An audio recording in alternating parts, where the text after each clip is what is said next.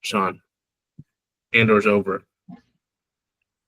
And, not gonna lie, might have ended on the worst episode of the whole series. You really? Hot take. Okay. The last 20 minutes, I'm like, okay, can we wrap this up, please? Wow. Okay. I was not expecting that. There you go. That's our pre-roll. Now we'll do the Baby Yoda.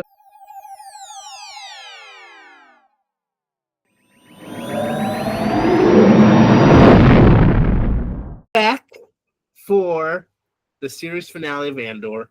I guess not the series finale. Rogue One is kind of the series finale of Andor, I guess. But the season 2 finale of Andor, we're not going to be talking about Andor anymore. This is it. Ends with episodes 10, 11, 12. The Death Star plans, rumors. Well, I mean, what are they? I was a bit confused because I thought that was the whole point of Rogue One, was finding out about the Death Star. Right? Yeah, but at the beginning of Rogue One, they go rescue Jyn Erso to confront her to try to get any information about her father. Because they already when we start Rogue One, they already know about Galen Erso. Okay, right, yes. And him building a weapon of some sort. And what does Tivik say on the Rings of Kafrene? A weapon. He says something like, a super weapon or something. I can't remember. I only remember that he broke his arm and can't climb up the escape route, and so Cassian murders him in cold blood. Yeah. R.I.P. to him. Should we? Well, no. Let's not talk about the very, very, very end. That was anyway. We'll talk about that later. Let's start with the first episode, because holy cow, episode 10, fantastic. Oh, I love it. I mean, you talked all the time about how the Coruscant episodes were your favorite. This one didn't have any Mon Mothma, and this was one of my favorites. It also didn't have any Cassian. It was the whole thing. It was a straight Luthen. Wow. Clay episode. Wow. Yeah, fantastic. And Dedra and the ISB folks. Yeah. I thought it was so good. One, I don't know. I just feel like I knew it had to happen, that the walls were closing in and Luthen would probably not make it out of this series alive. But it felt like they were so close. Like, why did he really have to go back to the antiquity shop and melt all the comms stuff? What would they have found? Why did he have to answer the door? Seriously. Why not have a camera point at the door and be like, oh, it's her? Well, might as well finish this first. And why? Leaving my ship.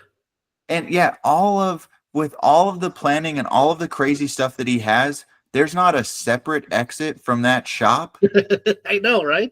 There should be like an underground tunnel somewhere to get him out of there without having to go through the front entrance. Yeah. Or like a panic room of some sort where he can just hide out and they can't get in there. Mm-hmm. But he parked his ship and they showed the ship. Anyway, we're getting too much into the weeds on. Obviously, he needed to die because we never hear about him ever again. And so, as the forefather of the rebellion, we can't have him in the movies because they never talk about him. Well, and to see the way that the ISB team is also unraveling, in the sense that Dedra is not even supposed to be there confronting him, mm-hmm. and she botches it because he stabs himself, basically ruining her plan of, she's just so naive for some reason, thinking that she's gonna like, oh, we got him and we're gonna be able to take him and interrogate him now. She doesn't know how deep this goes, how committed he is, that he's like, I will straight up kill myself mm-hmm. before I help you take down the rebellion. You kind of knew when I was trying to figure out how the whole conversation was going to go because they were kind of playing it off. I was like, does she actually know who he is? He knows who she is. And then when she pulled out the starship thing from season 1, like, okay, so she knows. And I was curious in that conversation if he was going to keep playing dumb. Because it's like, what other evidence do you have? How can you even link that to me? What makes you think that, like, okay, then I thought, is she bluffing when she says the place is surrounded? Maybe it wasn't surrounded and it was just her. I was waiting for when he had his back to her and she was like, what are you doing or whatever? And she had the gun to him. I was waiting for the lightsaber to ignite. I was waiting.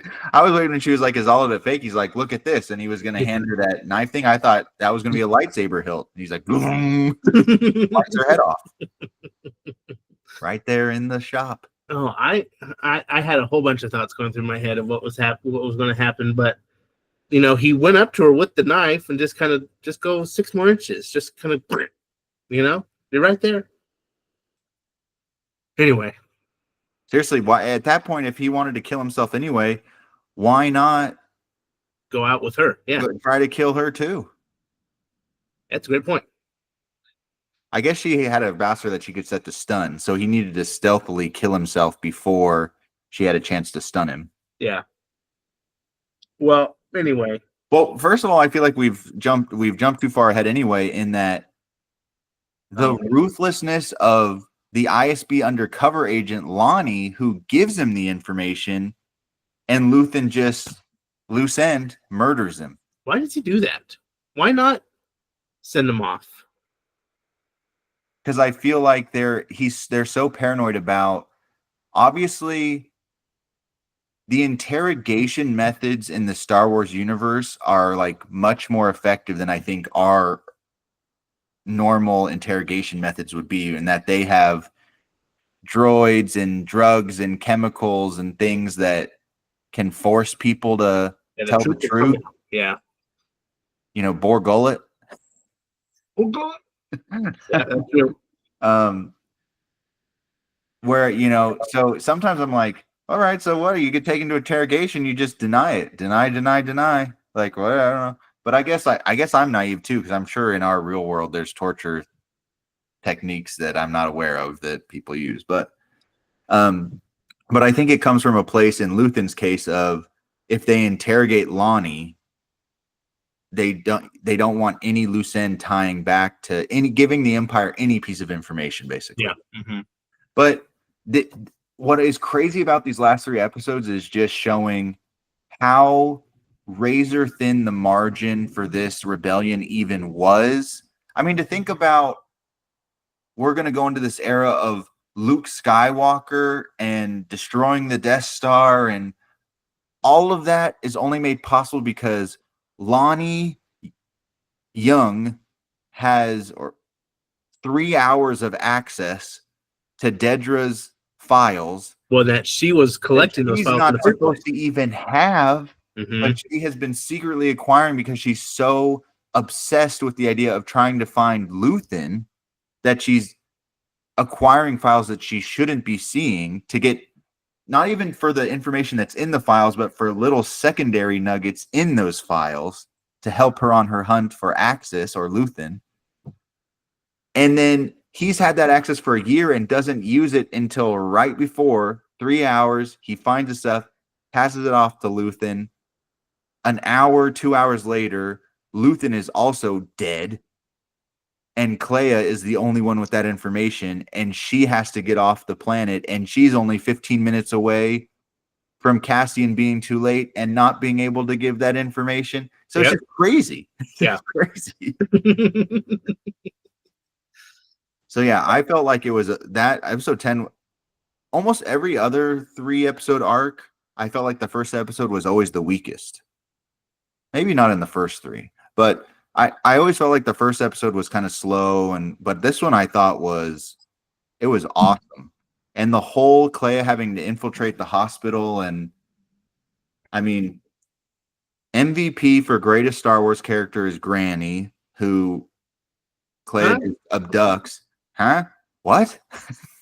I thought they put a bomb in her wheelchair and she was going to blow her up. I was like, oh, dang, they're going to blow up the old lady? Just kidnapped someone's great grandmother and just wheeling her around the hospital. She got dementia. But I'm, as someone whose career is in healthcare administration, I want to say there we go. That I finally feel seen and that I finally am represented in Star Wars.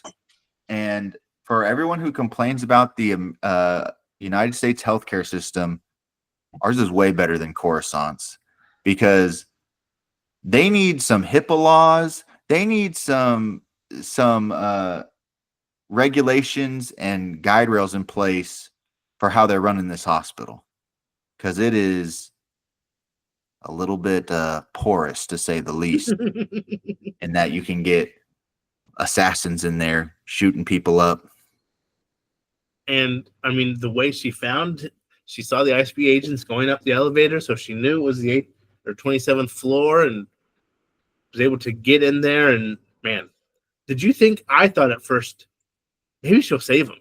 Maybe she'll save him. You know, I did not realize she was there to kill him until she was about to enter the room. And Corey, my wife, said, how is she going to get him out? And it dawned on me, I said, I think she's there to kill him. And she's like, what? And then sure enough, she's there to kill him. I mean, not necessarily kill him, but just let him die. Yeah.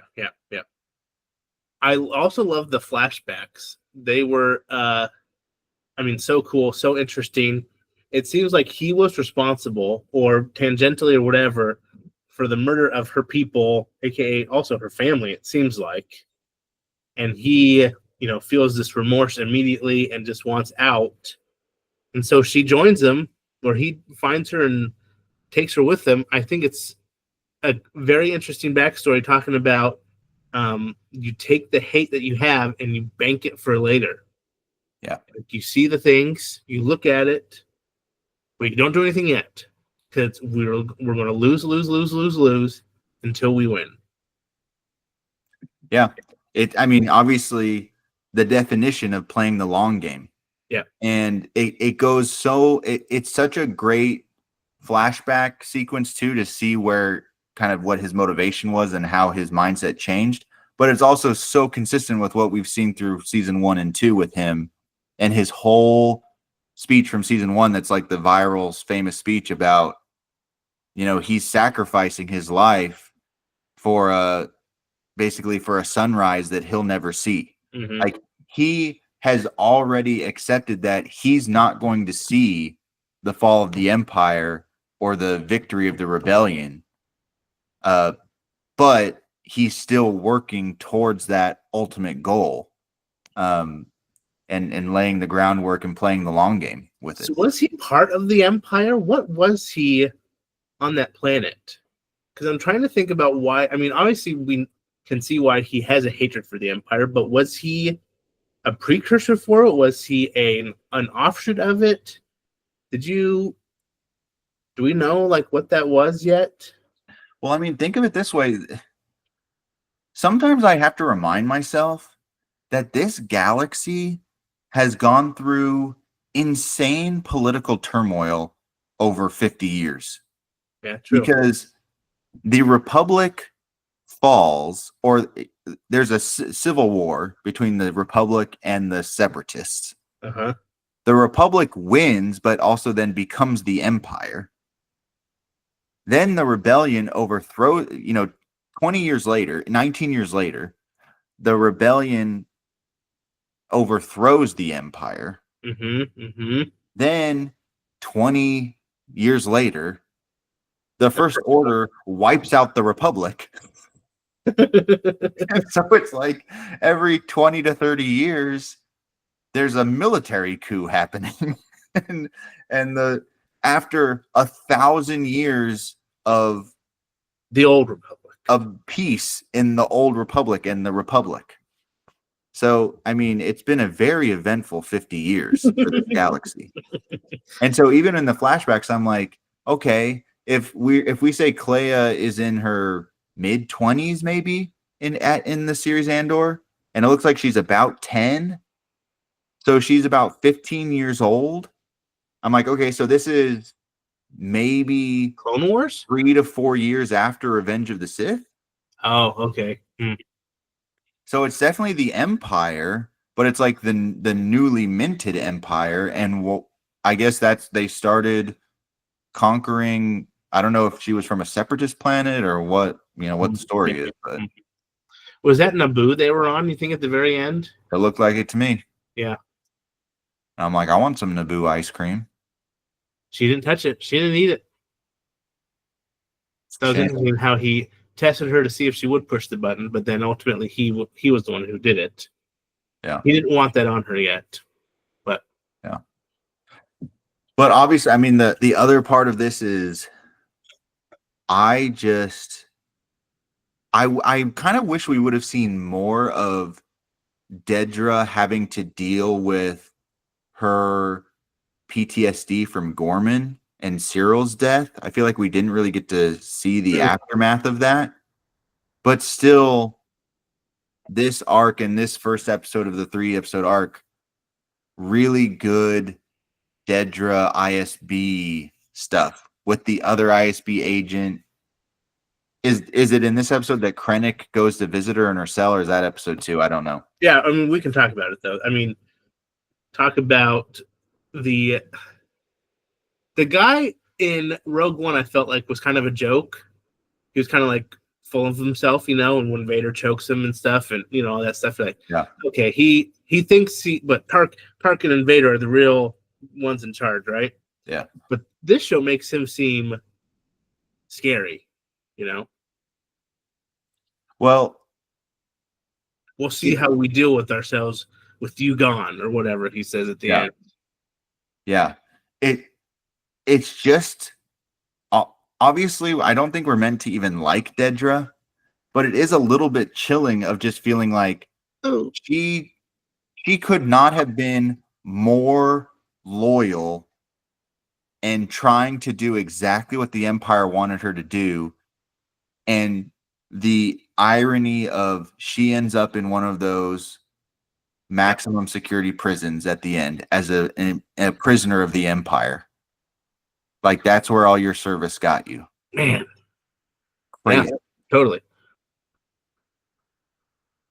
For nothing. Crazy. So I guess she'll help build the Death Star. So, I mean, she should be happy about that. Do you think that was Narkina 5? I mean, not that it matters, but anyway. Got to be something similar.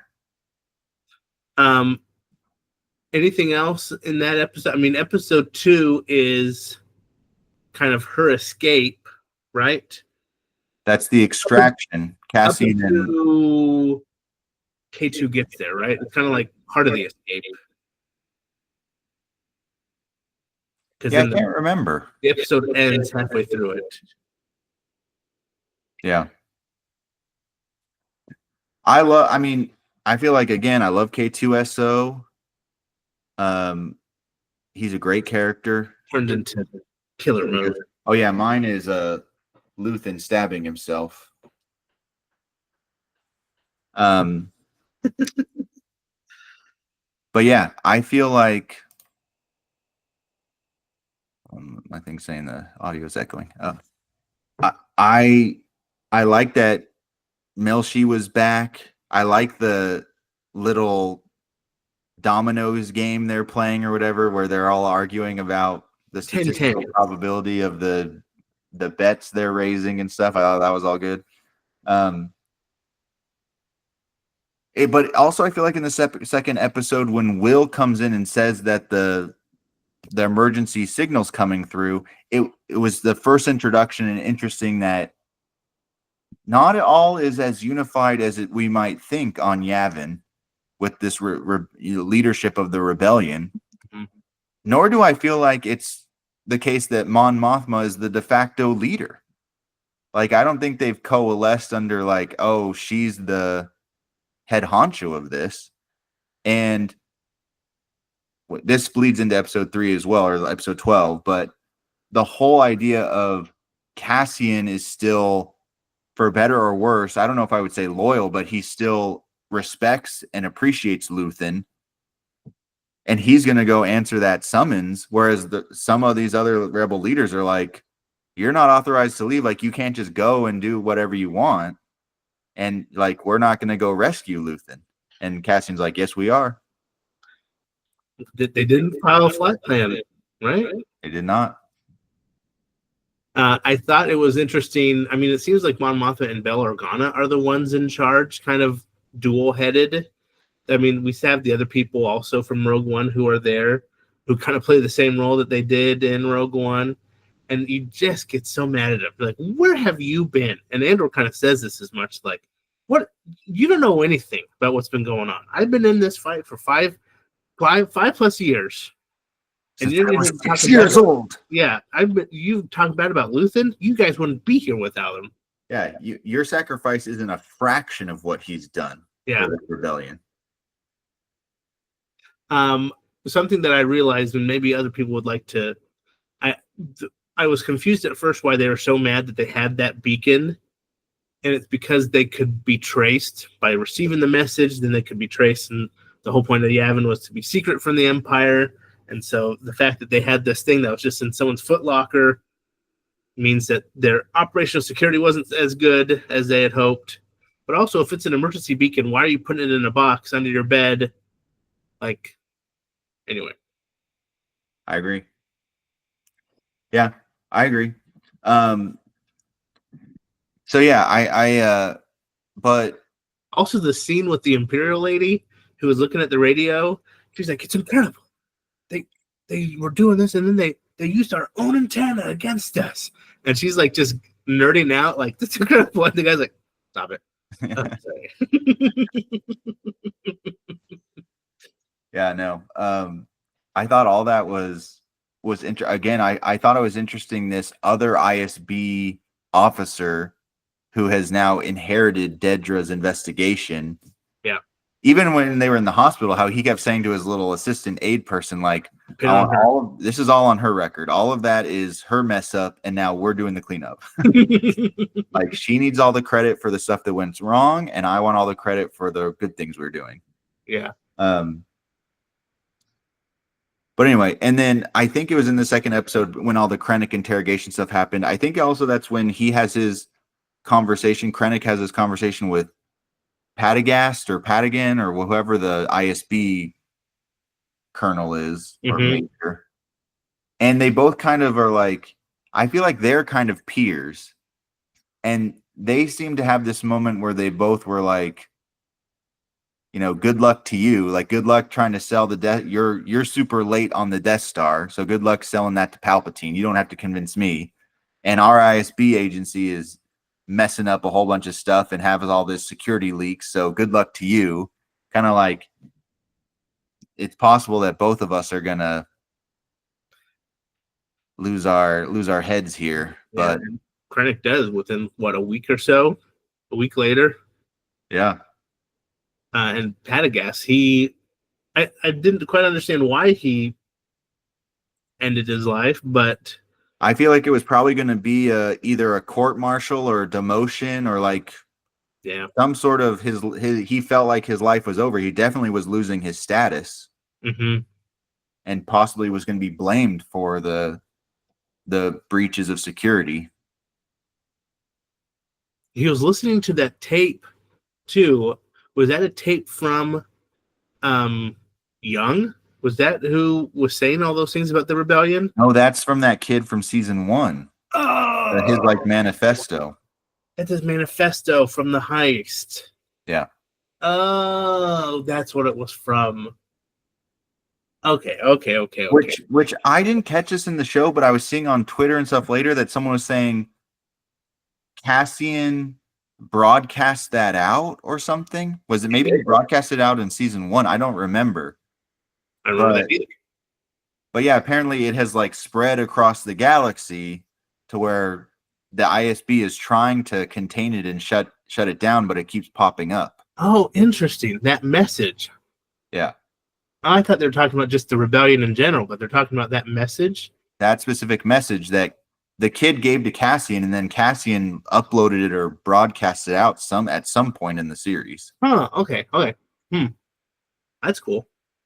It just is so interesting to think about. Like, obviously, this is all kind of retrofitting A New Hope and even Rogue One to some extent, but it works, and it makes you, it gives a whole different lens to Rogue One and to A New Hope of these heroes of the rebellion, the forefathers of the rebellion that, you know, Luke Skywalker or the people in A New Hope have no idea who Luthen Rail is or who Cassian Andor is or whatever. Well, Luke doesn't even know about the rebellion, it seems like, because he wants to join the academy.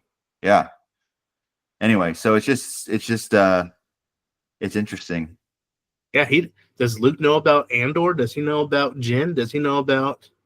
I think in some of the comics and stuff, they tried to put little things in there where Luke would make comments about Jyn Erso or whatever. Oh, okay. Like, he was, after the fact, after he joined the rebellion, he was like brought up to speed on the history of the rebellion. But anyway, but I mean, that's part of, I feel like, Cassian's frustration with the Rebel Alliance leadership when he gets back from Coruscant is he feels like you can't erase Luthen from this rebellion. Like, none of this would be here without him. And you need to acknowledge that. You cannot sweep that under the rug, which is what they were pretty much trying to do. And you can't just like sit on this information either. Like, he died for this. This isn't like, oh, okay, we'll see what happens. Something needs to happen for this because this is yesterday morning news, you know? Yeah. I also liked it how what's her name was afraid to go to Yavin. Maybe she was afraid of facing these people that maybe she had heard rumors that they were hated, you know, that, you know, she knows that she's Luthen's right-hand man and she's afraid of showing up there. But they get her there and she, you know, her life is basically over. Her father figure, or whatever you call him, is gone. Her, you know, the store, but her, just like, the whole thing about the secrecy that they've been doing for years and years is over.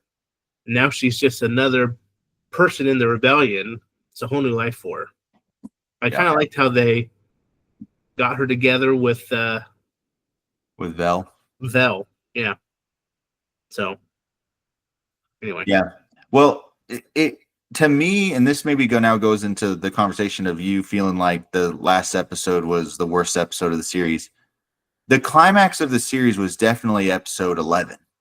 Oh yeah. Like, yeah. getting the very beginning of 12, getting her off the planet. Getting her off of the planet. Yeah.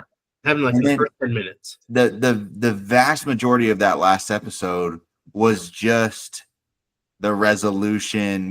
We're past all of that. And so I get what you're saying about it. It felt like a lot of it was kind of slow. And now the stakes, so to speak, are over because there's no immediate threat anymore. But I mean, they obviously have to go straight into Rogue One. And so how they can't like have this huge mission, huge final thing, and then he goes straight to the Rings of Kafrene, you know? Yeah. So I got it, but I just felt like they spent so much time just talking. And I liked the last 5 minutes where it's like we saw hits of, oh, here's Mon Mothma's husband now with the gangster's wife, and here's it's so random. I was like, oh, okay, he's unfulfilled, and here's Mon Mothma, and here's, you know, I like those bits, but the other 40 minutes, I was like, okay. I want to know if Perrin survives the Galactic Civil War, and when Mon Mothma becomes the new Chancellor of the New Republic, comes crawling back. Is he like, hey, I'm still here? That'd be something. She wouldn't take him back, but you know what I mean. Should we talk about the final thing? I think so. Well, before we get to that, the next most important thing, Our boy Admiral Raddus is back. Oh, Radis, yes. My favorite Star Wars character. Yeah, he's back. And so I enjoyed seeing him back. That's it. All right, moving on. Bix has a baby. Andor's baby. Whose baby do you think it is? It's Andor's, right? Has to be. How do you feel about that? At the moment when I watched it, I was very sad. I was like, oh my gosh. Oh my gosh. Because she has all this hope that she's going to see Andor again and raise this baby with her husband. And you just know in 4 days he's dead, you know? So I was very sad. And then I got thinking, oh, but it's sweet because, like, the baby is hope and the baby is the future, right? Like, Andor's name will continue on with the next generation. And then I started thinking, I was like, that's kind of like a weird reveal. Why do that at the very end? Like, was that Disney being like, hey, we need a new character, so throw in a baby? You know, I feel like they do that all the time. They're like, throw in a baby or throw in a kid, you know? So we can maybe, I don't know. So I'm conflicted. But at first, I thought it was very sweet. I almost had the opposite, where at first I was like, no, contrive, don't try, like, so unnecessary. It's like Force Kid at the end of 8. Yes, to like try to throw that in there is like another, oh no. Like Rogue One isn't tragic enough. Like, we have to add this to really make it now. Okay, now I actually am sad that Cassian dies at the end of Rogue One. And so I was kind of turned off by it at first. Then I felt like, as it sat with me a little bit more, I thought, I understand it's not unnecessary. I understand why they have it in there. Because again, going back to Luthen's speech, it is indicative of Andor is sacrificing his life and the sunrise he never sees. And that child is the sunrise. That child is the new hope. Oh my gosh, I love it. Of the next generation of the galaxy that will grow up without the tyranny of the Empire. You know, other than he's going to be a migrant worker working the wheat fields of that planet without a visa. So I don't know how amazing his life's going to be, but or building the second Death Star. They're building the second Death Star, and the first stop is Wheat Planet because they're like, this planet has given us so much trouble. More of our officers die on this planet than any other. Yeah, so I mean, at first I kind of the opposite. At first I didn't like it, and then I thought, okay, I'm being a little too critical here. Mm. That kid is the sunrise. He never gets to see. Yeah. But I mean, despite it not being perfect and us having critiques along the way, there's no question this is heads and tails the highest quality Star Wars we have gotten, I'm saying, since the original trilogy. This is the highest quality Star Wars that exists since this early 80s. What has been better? I don't know. Attack of the Clones was pretty good. Attack of the Clones. I don't know that we can compare this to a movie. This was 20 hours of fantastic television. Yeah. But the 3-episode arcs are kind of like movies, but I get what you're saying. I don't think that it would do well if they came out with 4 Andor movies and released. No. Like those, if that was a theatrical movie, like episode 1, 2, and 3, I would have been like, this movie sucks. It ended with the electronic dance rave. And I'm like, what was the point of this movie? Who is that guy? Did he die? Lost on me. Hey, Colma, that gonna die? Did you see that they're going to release some of these episodes in theaters? Oh, really? Yeah, they've like done theatrical cuts for them. Well, there you go. Anyway, oh, I mean, I totally agree that this has been fantastic television, fantastic Star Wars. I want more of this, please. I think, yeah, my biggest disappointment and complaint about the series is one, that it's over, that out of necessity they can't do more because this now goes right into Rogue One. Yeah. And that I ultimately like the way that they set it up with the every 3 episodes is just a year in time, a snapshot. But man, it makes you feel like I want to fill in those gaps too and show me more stories from what was going on through these years. Yeah. So I guess that's a good sign. This is a hallmark of a good show that you're like, I would like to see more of this. Can we talk about kind of the do you think this will be made again? Do you think a show like this, with the themes, with the budget, with the sets, will be made again? Here's the crazy thing that, okay, let's take off our fandom hat of just talking about the actual show and talk about the business of Star Wars and Lucasfilm in general. The crazy thing about Andor is nobody's watching it. It's like it's not, it should be driving a huge audience, and it's not. Like, for whatever reason. There's no tie-ins at Star Wars Galaxy's Edge. There's no toys, merchandising. I feel like there's nothing.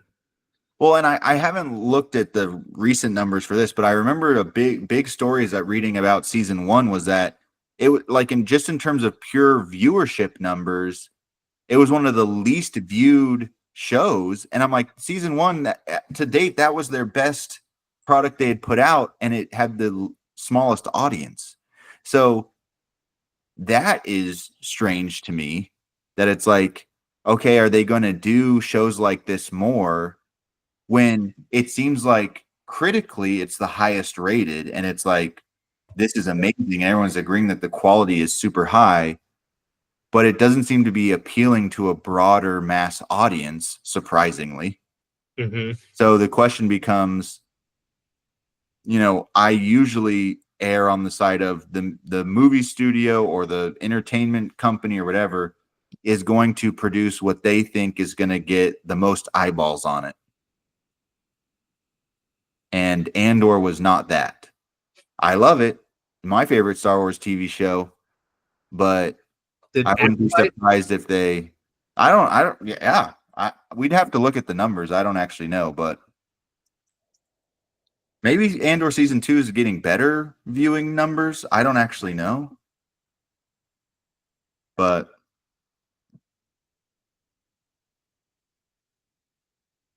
I'd be interested to see how it did compared against like the Acolyte. Yeah. Or like, obviously it didn't beat like Mando. Mando wins all of them, it seems like. But like Book of Boba Fett and Obi-Wan, did it do worse than those two? Probably. I don't know.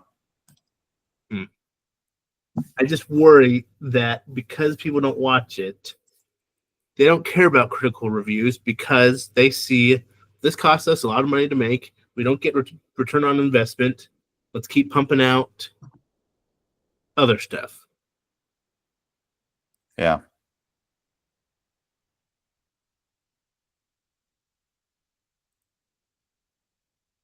What are you seeing? I'm seeing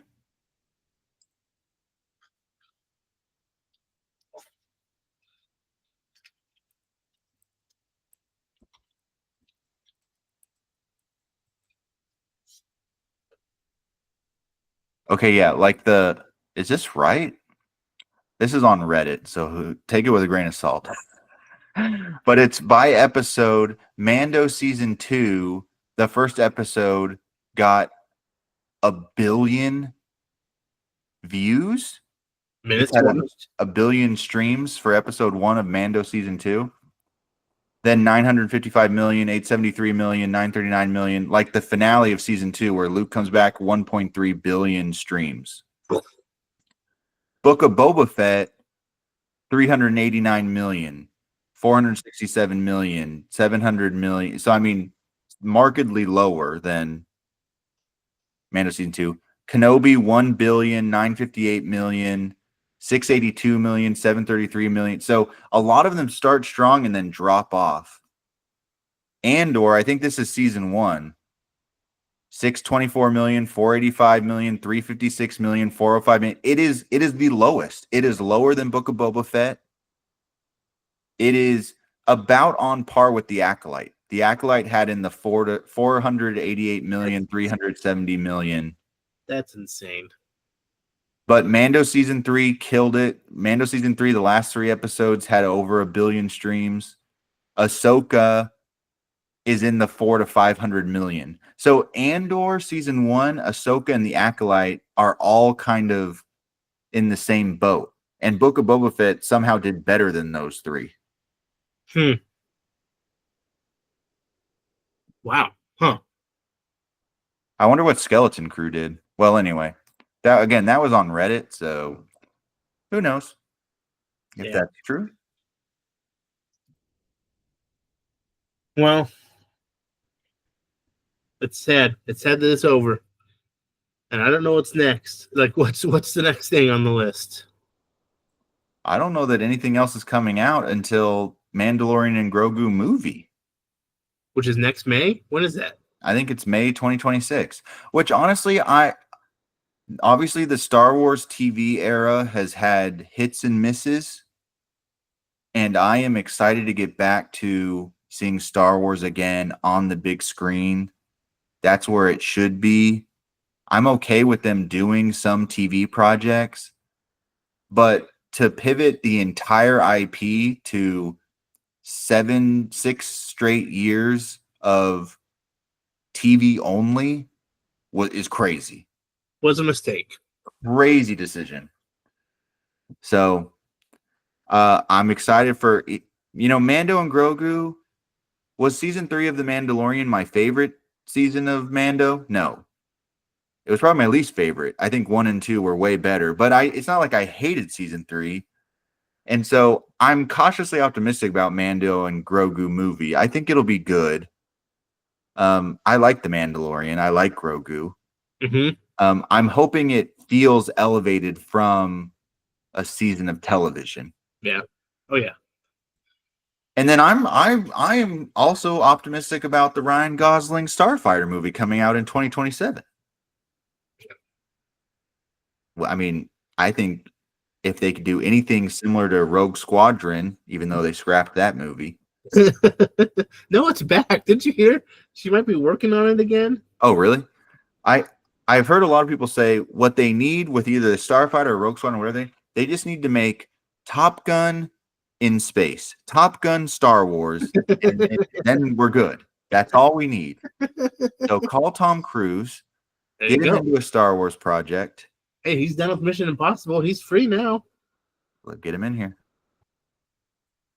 Get him in here. Well, anyway, everybody, you let us know in the comments what you thought about the series finale of Andor. Did you immediately turn on Rogue One to keep the story going? I didn't. I was very tired. But I do think that I will want to do one day, not anytime soon, but a full watch through of Andor and then go right into Rogue One. Oh gosh. 20 hours of it. Let's do it. How about we just watch Rogue One and then see how we feel? It's a great plan. Yeah. That's it. We're in the off season now until who knows when. Sean has all these great ideas on how to build the channel more, and he only came up with them at the end of Andor season 2. So who knows what's going on next with this channel? The next time you guys see this channel, you're not even going to recognize it. There's going to be So all many sorts of ideas. guest hosts and new logos and graphical displays. Comment down below if you feel like our catchphrases have been half baked. That's what ChatGPT said. Back to the back. ChatGPT is giving us some great social media consultant advice. The only question now is, will we take the advice or not? What was our first one? With Salty Socks, what was our catchphrase? Keep those socks salty. So socks salty. Oh, we've grown so much as a channel since then. But anyway, that was also half baked. yeah, it was. But until then, this is the way. We have spoken, and Joseph, I think it's time to get back to the baby. Back to the back.